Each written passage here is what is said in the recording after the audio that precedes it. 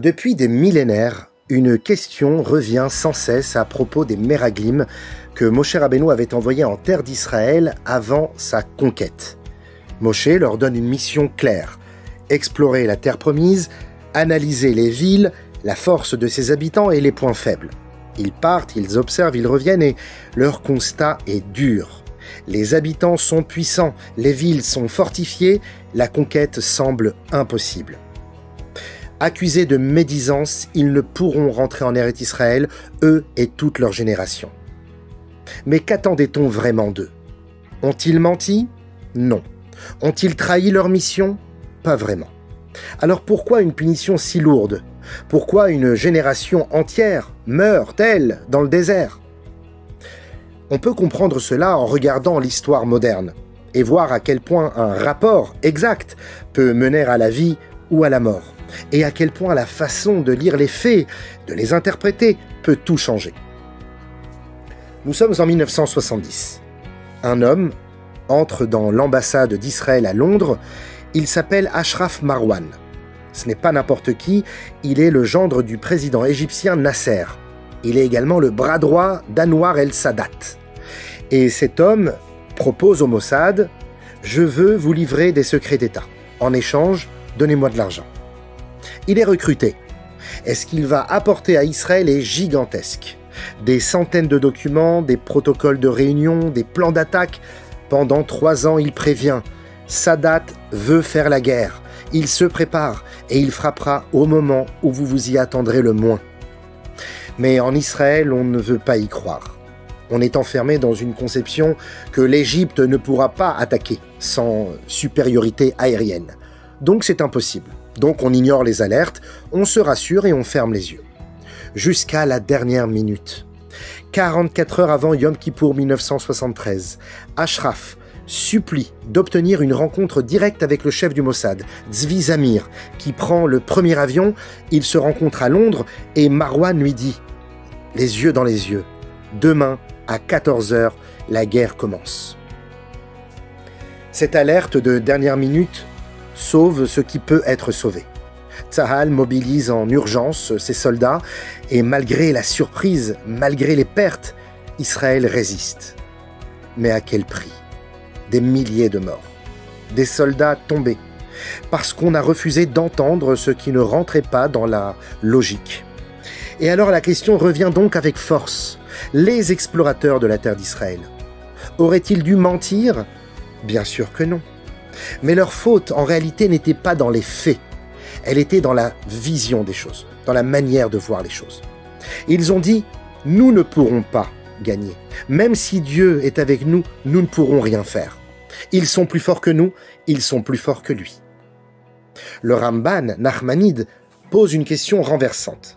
Dans le livre de Dvarim, Moshe lui-même dit que les villes de la terre de Canaan sont grandes, que les peuples sont plus forts que nous. Alors, pourquoi lui a-t-il le droit? Pourquoi le reproche-t-on aux explorateurs et non à Moshe? Parce que la suite du verset, Moshe ajoute « Dieu marchera devant nous et il combattra pour nous ». Alors que les explorateurs, quant à eux, concluent l'inverse. Nous sommes perdus, nous étions comme des sauterelles face à des géants et eux sont invincibles.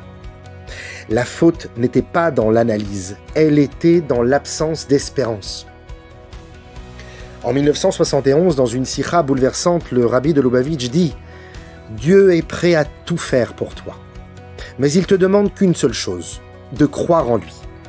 C'est à toi de redresser la tête, car personne ne le fera à ta place. » Et le rabbi n'a pas fait que parler. Il a accompagné des décideurs, des pionniers, des dirigeants, et il les a guidés vers le courage. Dans les années 1950, Ephraim Ilin, un industriel juif sioniste, qui cherche à créer une industrie forte, automobile, en Israël. Il obtient alors un accord extraordinaire avec la compagnie Ford. Mais dès que les pays arabes menacent de boycotter, la compagnie Ford se retire. Coup dur. Alors Ilin se tourne vers une autre compagnie, Kaiser Fraser. Le projet est immense, 2,5 millions de dollars, mais Ilin promet de trouver 2 millions. Mais à l'approche de la signature, tous les investisseurs disparaissent. Alors Ilin panique, il hésite de continuer, Mais avant cela, part voir le rabbi de Lubavitch à New York. Le rabbi l'écoute et comprend tous les détails techniques de l'histoire et lui dit « Une usine automobile, c'est 3000 corps de métier. Alors tu vas créer une école pour tous les rescapés de la Shoah et tu auras une grande réussite. » Puis il ajoute avec douceur « Dieu t'a toujours aidé, Ephraim, et il continuera.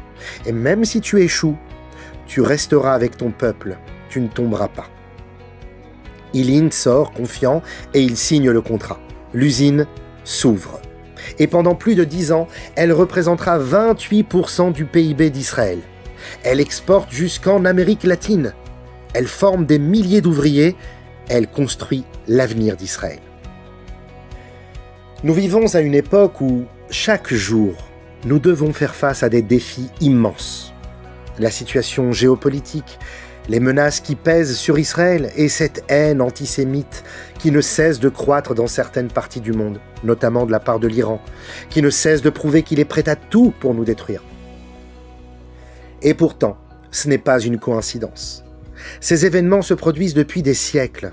Les ennemis de notre peuple veulent nous faire tomber, certes, mais nous, les enfants d'Israël, devons rester fermes, inébranlables dans notre foi et dans notre dévouement à la terre promise. Regardons aujourd'hui l'Iran, cette nation riche, forte, avec des ressources et des technologies à la pointe, mais qui utilise à cause de ses ayatollahs tout cela dans l'unique but de haïr, de détruire Israël et de répandre le chaos dans le monde. Ils financent des groupes terroristes, développent des armes de destruction massive et pourtant, ils ne comprennent pas la vérité. Israël est là pour rester. La foi que nous avons dans notre terre, dans notre peuple, dans le soutien qu'Akadosh Baruch Hu nous apporte, c'est cela qui nous garde en vie. La terre d'Israël, comme l'a dit le rabbi Lubavitch, est l'endroit le plus sûr au monde. Non pas parce que tout y est facile, non pas parce que tout va bien, mais parce qu'ici, Dieu marche avec nous. C'est lui qui nous protège, qui nous guide et nous soutient. Et tant que nous restons fidèles à notre mission, il n'y a rien de plus fort. Voici un bel adage. Ne dis pas à Dieu combien tes problèmes sont grands. Dis à tes problèmes combien Dieu est grand. Ce n'est pas juste une phrase inspirante ou un joli slogan. C'est une attitude à adopter chaque jour dans toutes les situations. Une petite parabole pour comprendre cela. Un père et ses enfants visitent un parc d'attractions en Californie, Six Flags. Ils montent dans un manège de montagne russe qui fait 6 loopings à une vitesse folle. Les enfants sont terrifiés, ils hurlent de peur. Mais le père, lui, il s'éclate, il profite de chaque seconde.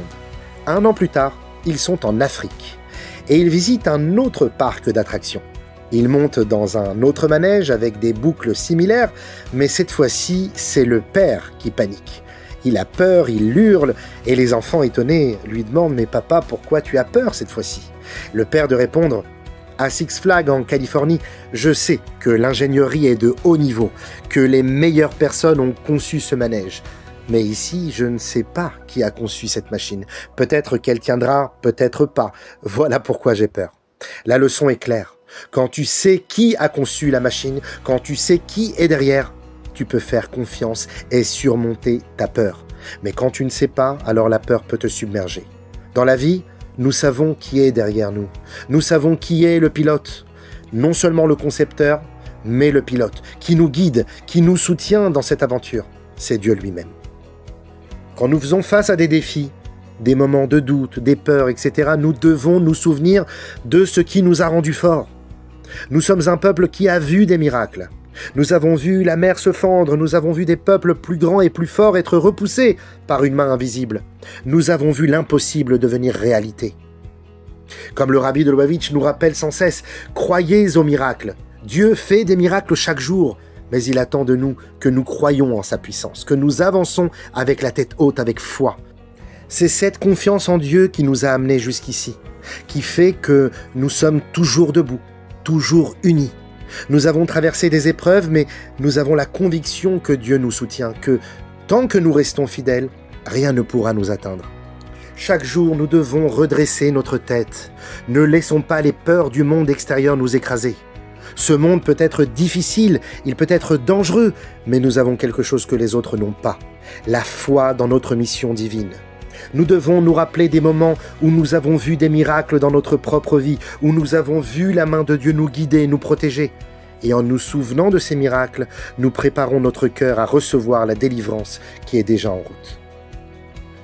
Alors, chers amis, à chaque moment de doute, de peur et de difficulté, souvenons-nous.